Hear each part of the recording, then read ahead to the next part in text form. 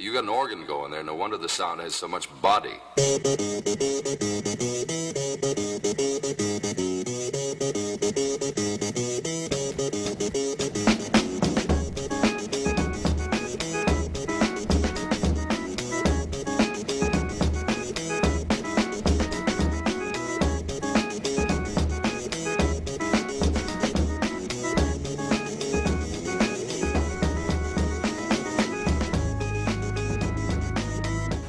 Oui, donc quand je suis arrivé, déjà on était nettement moins nombreux sur la FPSB, ça c'est sûr. On était, je crois que je suis dans les 300e inscrits environ. Et ce qui était vraiment différent au niveau de l'ambiance, c'est qu'on se connaissait nettement plus, j'ai l'impression, puisqu'on était moins nombreux, c'est normal. Et ce qui changeait, c'est qu'il y avait des collaborations nettement plus rarement. Et donc ces collaborations, tout le monde les regardait. Bon, à une époque j'ai regardé, je dois dire que je regarde pas trop de collaborations depuis un bon moment, parce que bon, je préfère... j'ai plus une conception moins contemplative du pen spinning, c'est-à-dire je préfère plus faire moi-même, réaliser moi-même certains combos que de regarder. Mais enfin, ceci dit, il faut en voir pour progresser, pour apprendre certaines choses, aussi pour s'émerveiller devant certaines vidéos quand même malgré tout. Et donc il y avait moins de collaborations, on se connaissait mieux, donc c'était plus un événement marquant, j'avais l'impression. Moi je me souviens que ma première ambition en tant que pen spinner, c'était d'apparaître dans une collaboration qui paraissait sur le blog d'EspoWash. Je crois que j'y suis arrivé assez tard, mais une fois. Et ce qui changeait aussi, c'est qu'on avait une autre conception du pen spinning, c'est-à-dire qu'on était nettement plus axé sur les hard tricks, je crois, dès le début. Déjà, le niveau était nettement moins bon, il y a presque personne qui passait le backfall 1.5, je crois qu'Eriror avait été le premier, il y avait Dopamine aussi dans le lot. Et donc moi ça m'avait immédiatement intéressé de faire justement ce qui n'avait pas été fait auparavant, c'est-à-dire d'essayer de me lancer dans les hard tricks. Et j'avais commencé très tôt, sans aucune recherche d'esthétisme, je dois dire, à développer des idées, des continuous dans le prolongement de Val qui était le premier français à faire ça en réalité. Donc j'avais fait le continuous Pinky Back 1.5 x 31, je crois que c'était à 8 ou 9 mois de pen spinning. Et ça m'avait, c'est ça qui m'a fait connaître en premier. C'est-à-dire le fait que j'étais un gros bourrin avec un mode super long et super lourd, quoique maintenant ça fait le poids d'un mode normal. Qui développait justement des combos bourrins avec des hard tricks que personne ne faisait auparavant. Et puis immédiatement, il y a certaines personnes qui se sont mises à défendre une idée, une conception plus artistique du pen spinning.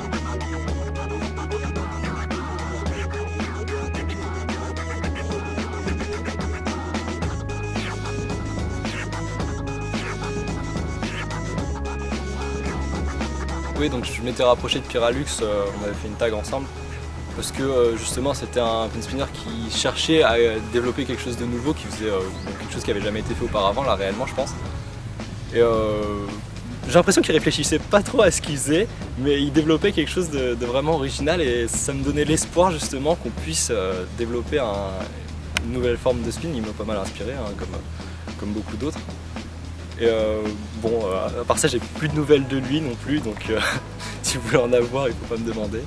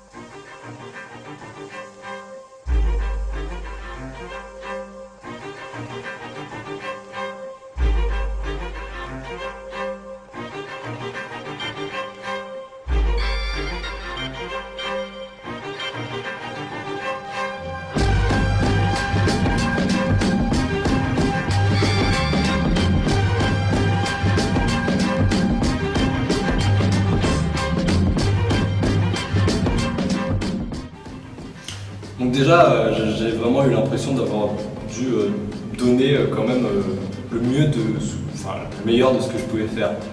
Donc ça c'est sûr que je pourrais pas dire que ça a été une victoire facile. J'ai toujours été assez confiant, j'ai l'impression, dans la mesure où je me suis toujours dit que bon, finalement j'allais passer ce tour. J'ai jamais eu vraiment de doute une fois qu'on pouvait comparer les vidéos. Les seuls doutes éventuellement que j'ai pu avoir, c'est avant que les autres rendent leurs vidéos. Sinon, je me suis toujours senti... je savais que j'allais gagner les tours après coup. Bon, et puis la victoire finale, j'étais très content. Bon, le seul problème, c'est que j'ai eu un certain prix, enfin un certain stylo comme prix, et j'étais censé faire des vidéos avec, et j'ai toujours pas fait. Donc on m'en excusera, je le ferai un jour, je le promets. Il faudra attendre.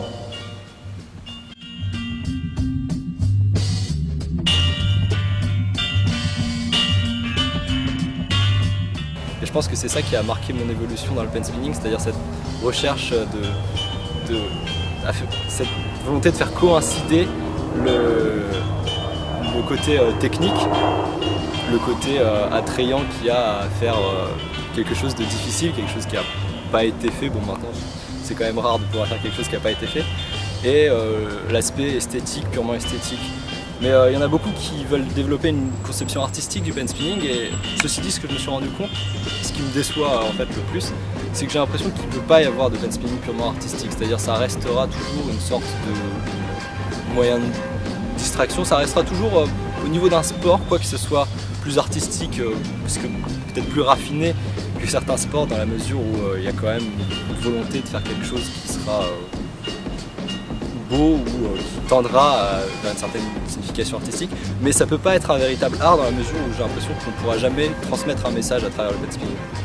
Et donc c'est ce qui me déçoit le plus, oui vraiment, c'est que j'ai l'impression que le pen spinning sera jamais un art en tant que tel, et que les limites sont en quelque sorte atteintes, parce que bon, il y en a certains qui développent des nouvelles idées, enfin, en fait Doufram fait des choses tout à fait originales. Il y a toujours certains spinners qui procèdent d'une façon différente, mais j'ai l'impression quand même que les limites ont été atteintes dans la mesure où on fera toujours du jonglage de stylos, et c'est à cause de ça aussi qu'on passe pour des crétins, même si il y a des gens qui tapent dans une balle et on les prend pas pour des crétins. Je pense que ça, c'est juste une façon de voir les choses. Donc je reviendrai, oui, je ne reviendrai pas cette année, ça c'est sûr, puisque bon, là, je suis en deuxième année de prépa, donc je passe mes concours qui commencent en avril et qui se finissent en juillet, donc ça dure très longtemps, il y a Polytechnique, les mines, Centrale, tout ça. Et donc je reviendrai sûrement pas avant juillet, hein, puisque je pourrais pas, là c'est absolument impossible, mais j'ai l'intention de revenir en août, et je pense que ça m'attirerait pas mal de refaire un tournoi quand même. Donc on verra ça, mais je vous promets que je reviendrai tôt ou tard, comme je l'ai souvent insinué.